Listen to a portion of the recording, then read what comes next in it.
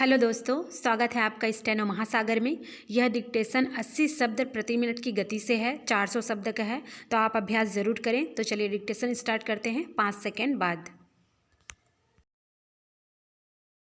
अध्यक्ष महोदय, माननीय मंत्री जी से मैं यह अनुरोध करना चाहूँगा कि देश के जो पिछड़े हुए इलाके हैं उनमें बहुत सी नई रेलवे लाइनें बनाने के बारे में आपने समुचित निर्णय लिए हैं। मध्य प्रदेश की स्थिति के संबंध में अनेक बार जोर दिया गया है और महत्वपूर्ण प्रस्ताव विचाराधीन है। विकास की दृष्टि से वहाँ के लिए जो आवश्यक प्रस्ताव है उस पर भी विचार करके निर्णय लिया जाना चाहिए।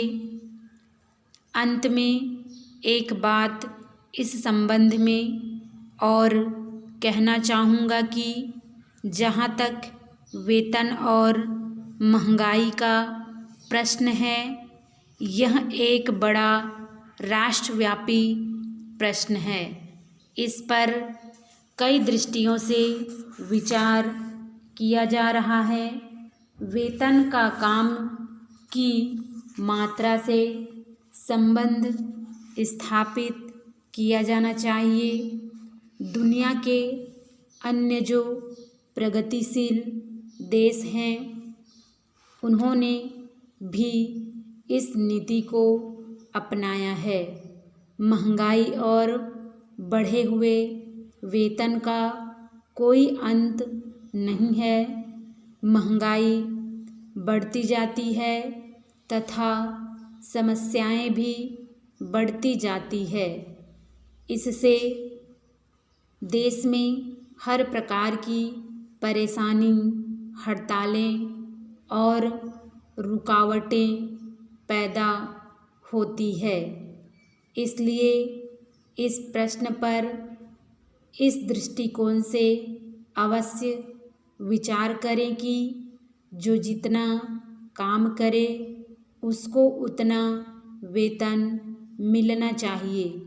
अगर इस पद्धति को अपनाया गया तभी हम इस समस्या का मुकाबला कर सकेंगे। मैं आपका अधिक समय नहीं लेना चाहता। मंत्री महोदय से मैं निवेदन करना चाहता हूँ कि आपको देश की, पूरे राष्ट्र की और जनता की परेशानी और सुरक्षा की ओर ध्यान देना है। हड़तालों के कारण सभी को कठिनाई का सामना करना पड़ता है। एक यात्री अपने घर से अपने मुकाम पर पहुंचने के लिए निकलता है। यदि रेलगाड़ी बीच में ही रद्द हो जाती है तो उसे परेशानी का सामना करना पड़ता है। इस देश में लोग रेलवे को यातायात के प्रमुख साधन के रूप में इस्तेमाल करते हैं। इस प्रकार की स्थिति से राष्ट्र की तरक्की और विकास के लिए खतरे की बात हो सकती है। इन समस्याओं पर प्रशासन को गंभीरता से विचार करना चाहिए तथा इसका हल निकालना चाहिए। यदि तत्काल ही इस समस्या को सुलझाने का प्रयास न किया गया तो आगे चलकर इसके भयंकर परिणाम हो सकते हैं।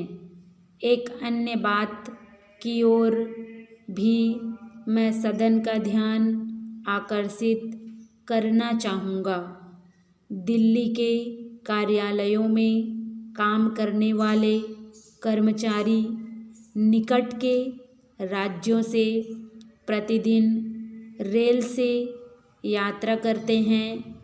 रेलों की कमी के कारण तथा अन्य सुविधाओं के अभाव में उन्हें कठिनाई का सामना करना पड़ता है।